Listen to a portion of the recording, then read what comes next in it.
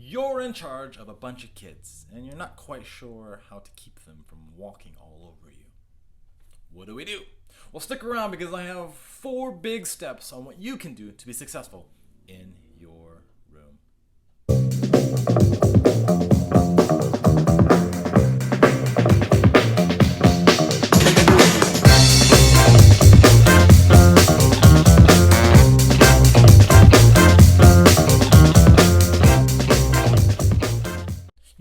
Before we go too deep, I want to hear all about the worst experience you've had with a child. Go ahead and type that in the comment below. You're the leader, not the kids. That's right, you are the leader. High five from far away. Boom. Good job. Now we just need the kids to know that. The kids got to know that you're a leader, because once they realize that you're not the leader, they're going to walk all over you. And it's going to be just like Kindergarten Cop. You know, where Arnold's like, get down from there. And the kids are... No. Monsters. We don't want that. No way.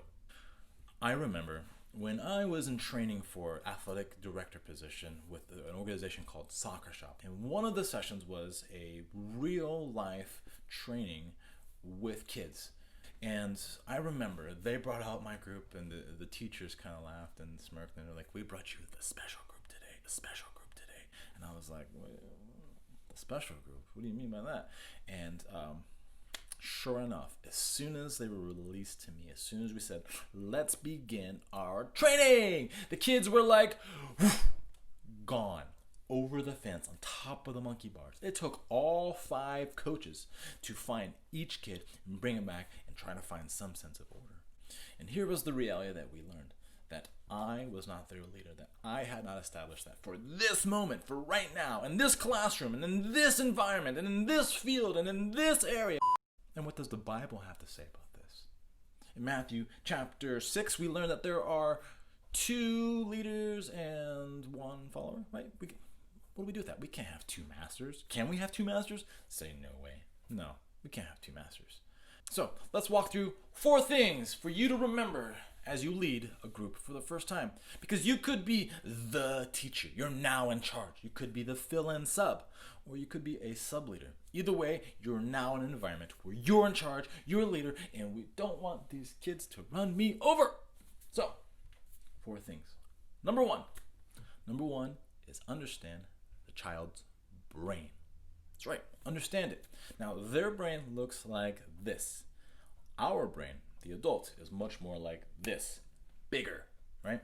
Not to say that they're dumb. That's not the point. They are literally a smaller brain. It's underdeveloped. It is missing something called the prefrontal lobe, which is where we have all of our rational and reasonable thinking. Especially preteens, adolescents, and even young adults. This part of the brain is still developing. It's not fully there yet. So in terms of young people, they tend to think, I want what I want when I want it. Let me say that again. Young people believe that I want what I want and when I want it. Give it to me because I want it. And you as a leader, your goal is to help them realize or understand that what they want when they want it, is related to how you can help them get it. That there is a give and take. Oh, Johnny, you want to not do this lesson? You want to play? Well, I want to play too. I really want to play. In fact, I think it's going to be a lot of fun to play. We're almost done with this lesson, Johnny. Why don't we finish all this together? That way we can all play together. This is actually a big deal because especially as they get a little bit older, their executive order in their brain begins to throw information away. Literally, it's trash. Think about a teenager and you say, go clean your room 1,000,000 times. Well, why are you telling them 1,000,000 times? Because no matter how much you tell them, they think in their head that a clean room is not. Is it important? It's not. So the brain automatically throws that away because they don't see value in a clean space, a clean room, until you're able to help them relate that this thing that we're doing together is affecting the thing that they want to do. They're not going to do it. Oh, teenager Bob, you want to play Fortnite. Well, how about this? If you keep your room clean 29 days out of the month, 29, I will come in, I will check, and if it's clean all 29 times, I will pay for your Fortnite subscription for that month. Now they're like, oh, I get Fortnite because I'm doing something. Number 2 is build rapport. Build rapport. Rapport is another way of saying build a connection, build trust. With young people, those they trust, they will listen. Let me say it again. Those that they trust, they will listen to. And when you build rapport with a child, they will listen to you, they will trust you, and they will follow you as their leader. Well, how can you build rapport with them? Very easy. You can play with them. That's right, play. As simple as Legos on the table, crayons in a coloring book, a real book, and just reading it together. Anything that they enjoy doing, do it with them. While you're doing it, say their name. Say their name a lot, a whole lot. Kelly, do you like coloring? Oh, I see that you're using the color red, Kelly. Oh. Do you like other colors? Now I'm doing another thing here. I'm asking questions, lots of questions. I'm getting them to tell me about them. And as they talk, I'm going to ask more questions about the answers they're giving me. And another thing I'm going to do is mirror. I'm going to say the words that they say. Oh, red. You like red. What else do you like that's red? Strawberries? Strawberries are yummy, yeah? And they will talk, and they will talk. And you just want to ask questions, mirror their words, say their name, play with them. This will build a great deal of trust between you, the teacher, the leader, and the child. Number 3 is know the general guidelines of your organization. The general guidelines. Now, in our organization, we are a children's ministry. Now, our leaders know that there are 3 things that they've got to focus on. Of all the things that are super important, they focus on 3 things. 1 is safety. Is that safe? Should you be jumping on top of your friend like that? Safety. Number 2 is security. Security. All right, so should this stranger who is not wearing one of our leaders' shirts be in this room? No, they're not cleared. They are not allowed. Safety, security, and the third thing that our group of leaders focus on is positive peer pressure. That's right, positive peer pressure. If my leaders sit back during the message, or during the lesson, or during whatever, and they're bored because they're not interested and this is not important, guess what the kids are doing? They're sitting back, they're not interested, and they're bored. And why do they do this? It's a very simple principle. Monkey see, monkey do, because the monkeys are watching you. That's right. So it's important that you as the leader, as the support leader, you are following positive peer pressure for the organization. If whatever's happening on the stage is supposed to be funny, laugh extra hard.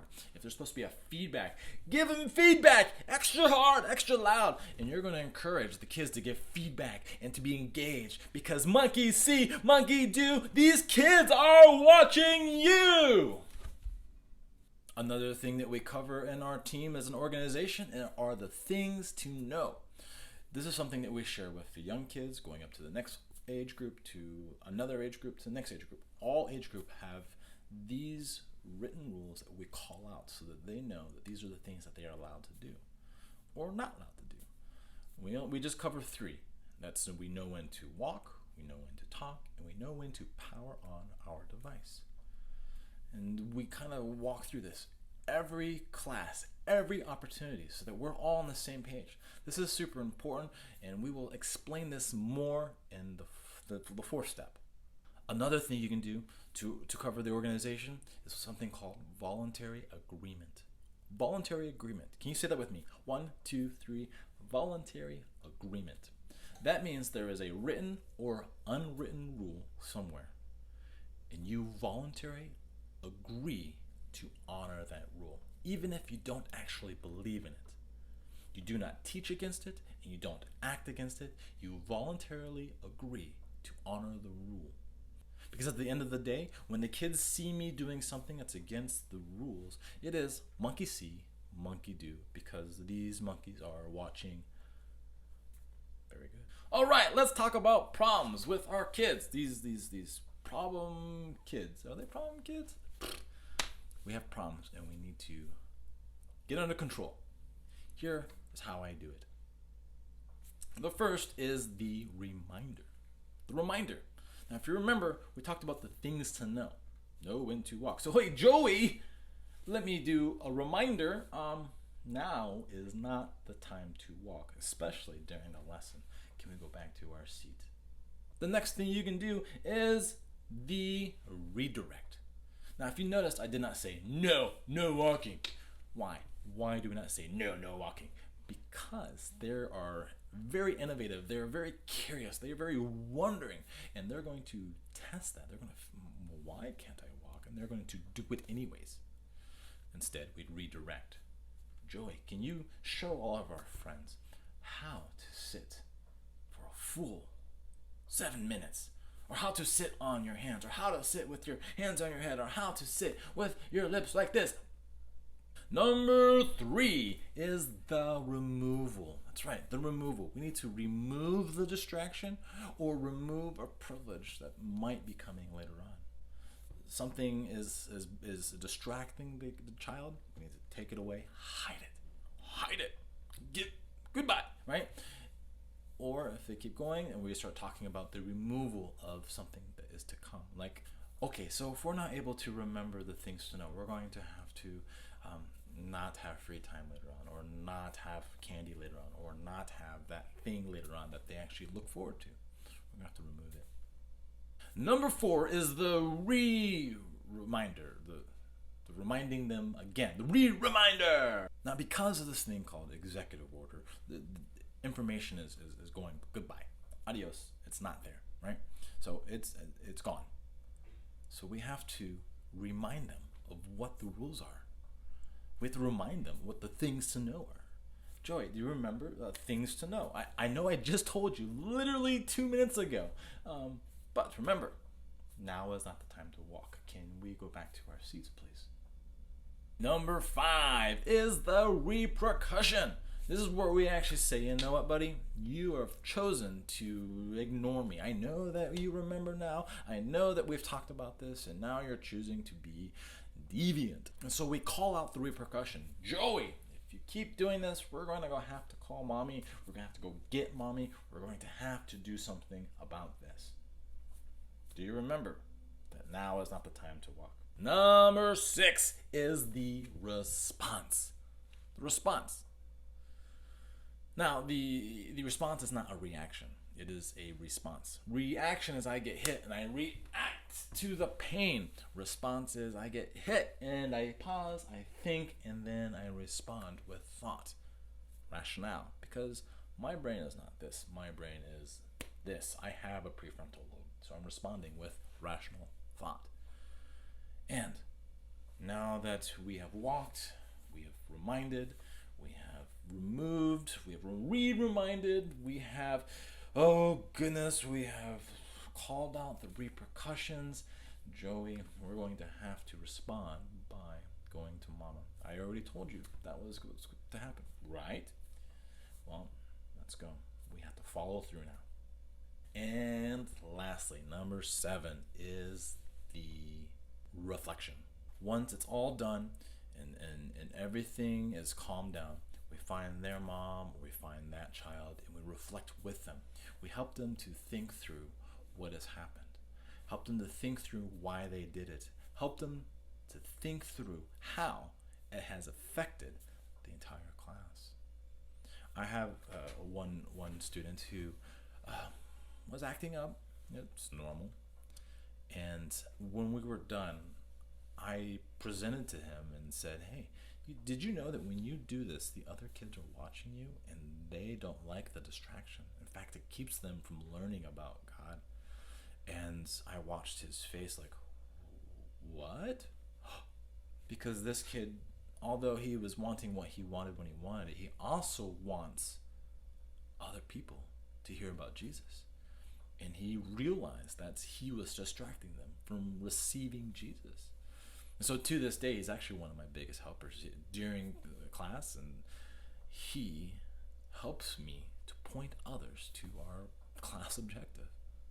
You will have problems, but if you gain that trust with them and help them understand that what you want and what they want can fit into the same thing, it's going to be a lot easier for you. What I would love for you guys to do is type in the comments. Tell me about the worst experience you've had. That's all we have for this video. I'm committed to your success. Until next time, peace out.